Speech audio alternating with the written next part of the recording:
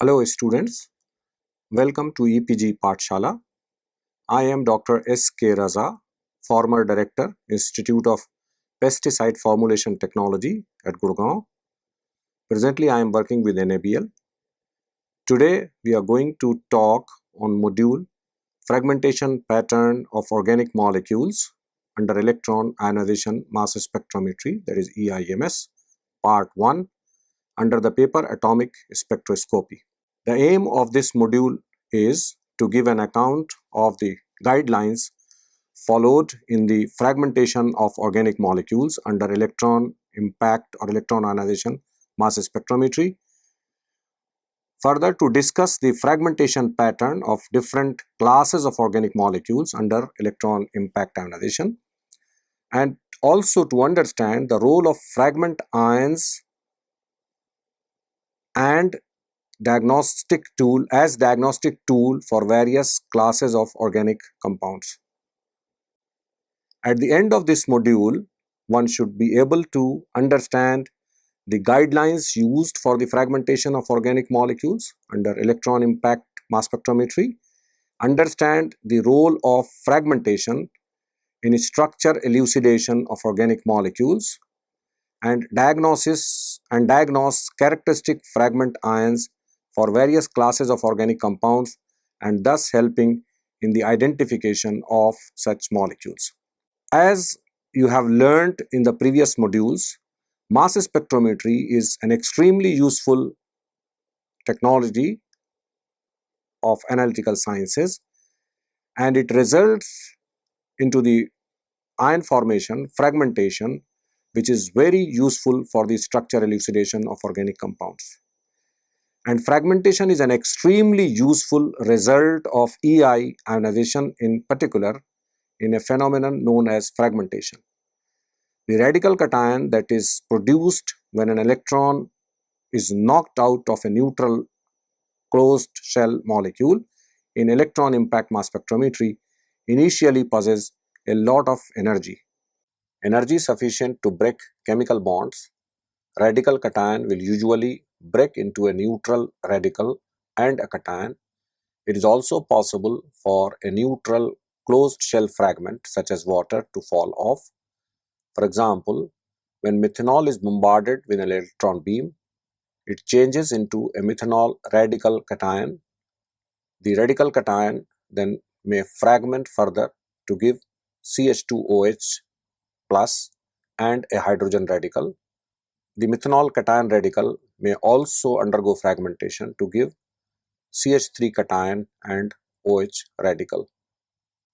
Predicting fragmentation. A considerable volume of literature regarding the fragmentation reactions of certain molecules is available. Using this knowledge, we can predict how a given molecule might fragment. But first, let us see a few conventions. Some of the conventions I am going to describe in these slides. It is always best to localize the cation and radical, obeying the rules of Lewis structure. That is, don't put more than 8 electrons on carbon, as it is shown in the figure A, B, C. For example, for 3 structures above, A is discouraged in favor of B or C. This convention is not always possible to obey, for example, in the case of alkanes. Some more information about the conventions. When a molecule is ionized by electron ionization mass spectrometry, that is EIMS, must decide which electron to remove. Always best to remove an electron from a pi bond or from a heteroatom ion pair. It will become more clear which is the better choice when we look at individual examples. The bond breaking can be done either by homolytic or heterolytic cleavages as shown in the figure. As you all know, mass spectrometry comprises of ionization and fragmentation, and it ultimately helps in the structural elucidation of organic molecules in particular. Mass spectrometry alone in many cases may not be sufficient to arrive at the right structure of organic molecules, sometimes we may have to take the help of other spectroscopic techniques such as UV, ultraviolet visible spectroscopy, infrared spectroscopy, and nuclear magnetic resonance or NMR spectroscopy. So far as mass spectrometry is concerned, it helps in the structure elucidation of organic compound by way of two things. Number one, the molecular weight information obtained by getting the molecular ion of the molecule, and then the characteristic fragment ions which is formed under the fragmentation process of the molecule, because we are giving quite a high energy, that is almost 70 electron volts to the organic molecule, which is quite sufficient to break the molecule into not only the molecular ion but also the fragment ions, which are characteristics of a particular class of organic compound.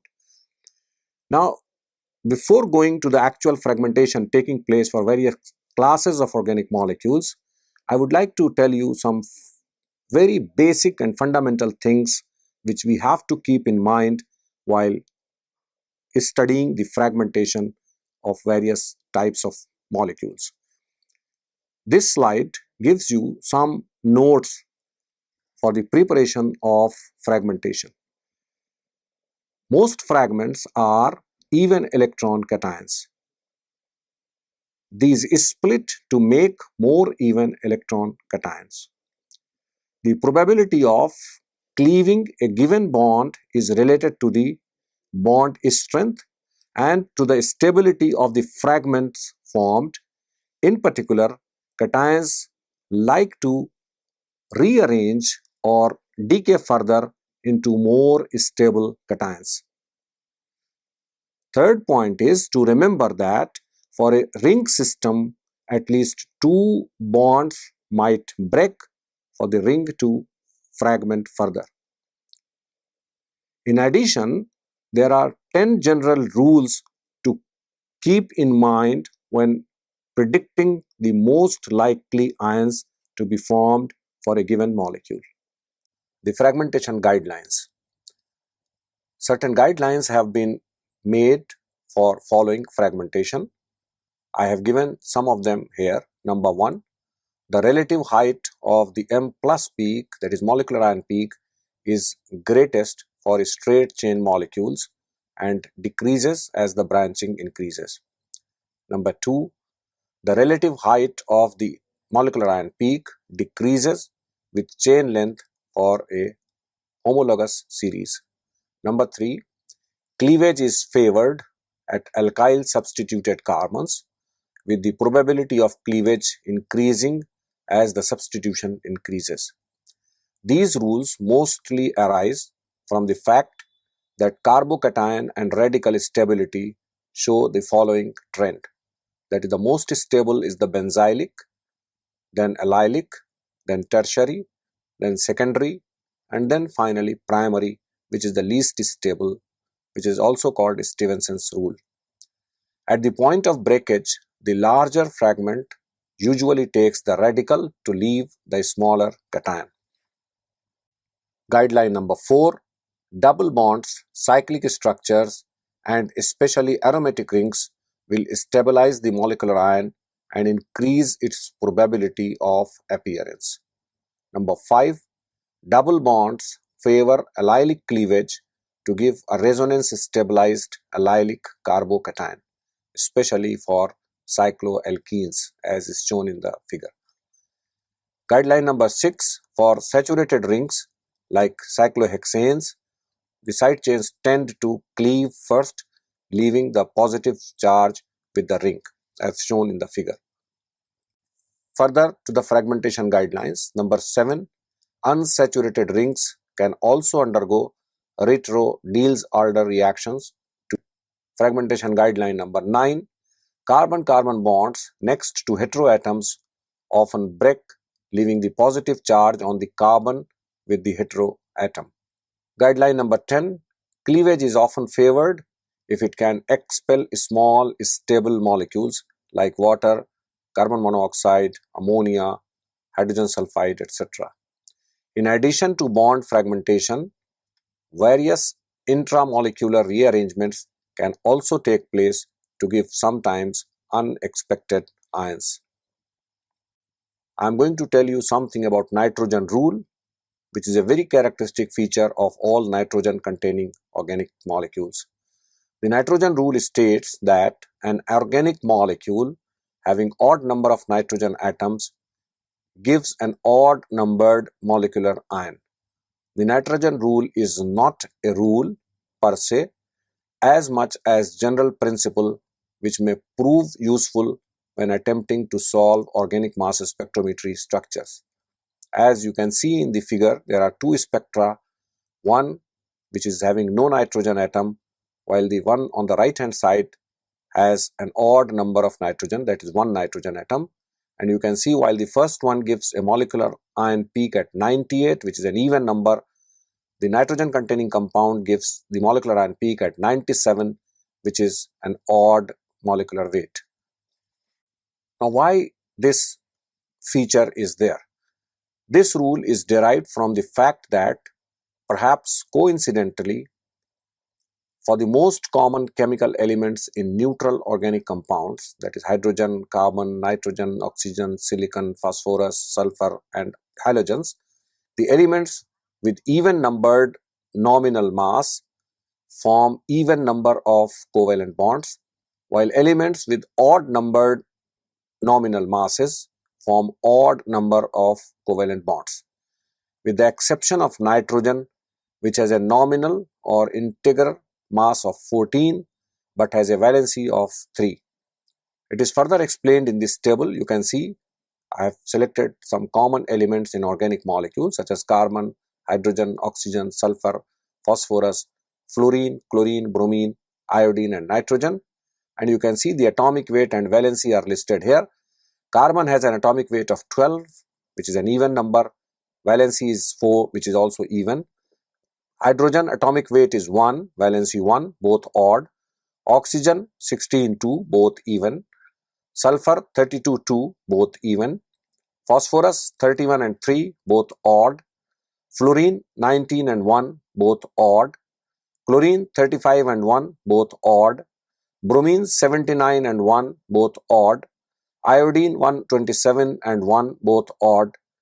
The only exception is nitrogen, where the atomic weight is even and valency is odd, and this makes the only element in the periodic table with this particular specification, and that is the reason why an organic molecule containing odd number of nitrogen will always give rise to odd molecular ion. I hope you have understood well the nitrogen rule, which helps in arriving at the structure of those molecules which have in particular odd number of nitrogen atoms in their structure. So you can blindly say, if you are getting an odd molecular ion, you can blindly say that the molecule must be containing at least one or at the most any odd number of nitrogen atom. Now the second concept, which is very important to help in the structure elucidation of molecules and the fragmentation process, understand the fragmentation process, is the presence of isotopes, which are very important if you talk of mass spectrometry.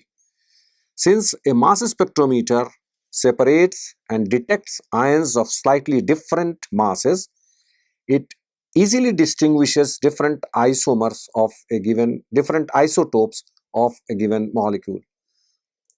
This is manifested most dramatically for compounds containing bromine and chlorine. The ratio of peaks containing Br79 and its isotope Br81, that is 198, confirms the presence of bromine in the compound. Similarly, ratio of peaks containing Cl35 and its isotope Cl37, which are present in the ratio of 75.77 and 24.23, confirms the presence of chlorine in the compound. The slide shows two spectra, one containing a bromine and another one containing a chlorine, and you can very well see how just by seeing the molecular ion you can arrive at the conclusion that in the first instance a bromine must be present, and in the second instance at least one chlorine is present, because in the first case we are getting M plus and M plus 2 in the ratio of almost 1:1, while in the second case containing a chlorine atom, the spectrum shows two molecular ion peaks, M plus and M plus 2 in the ratio of 3:1, which is characteristic for the identification of bromine containing and chlorine containing molecules respectively. High resolution mass spectrometry or accurate mass measurements. In assigning mass values to atoms and molecules, we have assumed integral values for isotope masses. However, accurate measurements show that this is not strictly true. Thus, the relative to carbon-12 at 12.0000, the isotopic mass of O16 is actually 15.9949 and not 16 AMU, and nitrogen 14 is 14.0031 AMU and not integral 14. By designing mass spectrometers that can determine M by Z values accurately to 4 decimal places, it is possible to distinguish different formulas having the same nominal masses. 3 examples I have taken here.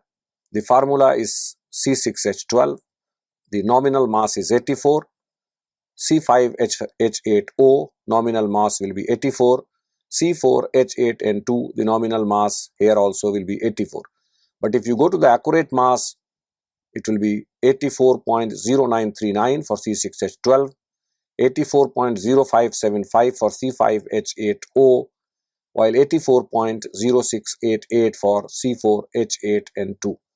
So if you can distinguish the masses up to 4 or 5 decimal places, you can distinguish between these 3 molecules very easily. And mass spectrometers are available which can perform this type of differentiation, and they are high resolution mass spectrometers which give you the accurate mass up to the 4th or 5th decimal places depending upon the resolution. Besides the normal fragmentation or common type of fragmentations, there are some rearrangements in mass spectrometer, one of which is McLafferty rearrangement, which takes place in compounds that contain a carbonyl group and a gamma hydrogen, and the spatial distance is 1.8 angstrom unit. Many other rearrangements are also possible, even some that are not well understood and are considered random rearrangements due to scrambling of hydrogen and other atoms. We are now going to discuss the mass spectra of various classes of organic compounds one by one, which you encounter in your common studies.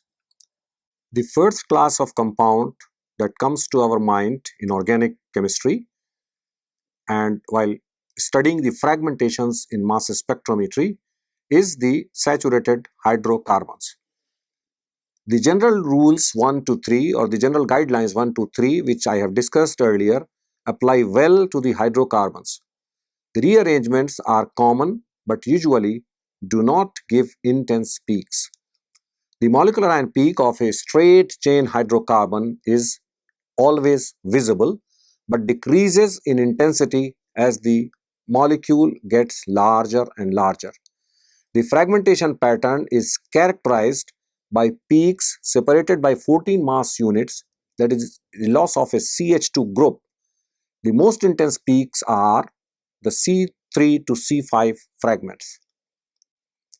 This slide shows a spectrum of a long chain hydrocarbon, and you can very well see in the spectrum there is a sequential loss of 14 mass units, that is the loss of CH2, CH2, CH2 and so on. If you consider branched hydrocarbons, then the mass spectrum of saturated branched hydrocarbons are similar to that of the alkanes, except certain fragments become more prominent in case of branched hydrocarbons, particularly if they are more stable than the normal fragmentation. Cyclic hydrocarbons. The cyclic hydrocarbons show a much more intense molecular ion peak. As per rule 4, two bonds must break to form the fragments. Here I have depicted the mass spectrum of cyclohexane, that is C6H12. Molecular weight is 84. You can see a good molecular ion peak at 84 and then subsequent fragmentation at 69, 56, 41. They are generally the elimination of CH2 groups and help in forming the fragment ions subsequently. We are going to discuss the fragmentation of alkenes.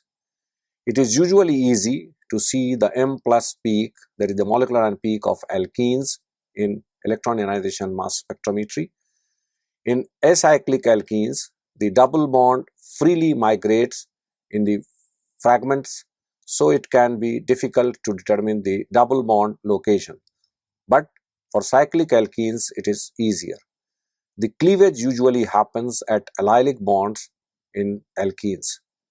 I have shown a mass spectrum of beta mycenes. The molecular weight is 136, and you can see we have observed a quite good molecular ion at 136, and then it gives a lot of fragment ions 121, 117, 93, 69, 55 and 41. They are all because of the losses of methylene groups from the molecular ion and then subsequent fragmentations. Aromatic hydrocarbons, they usually show strong molecular ion peaks following rule 4.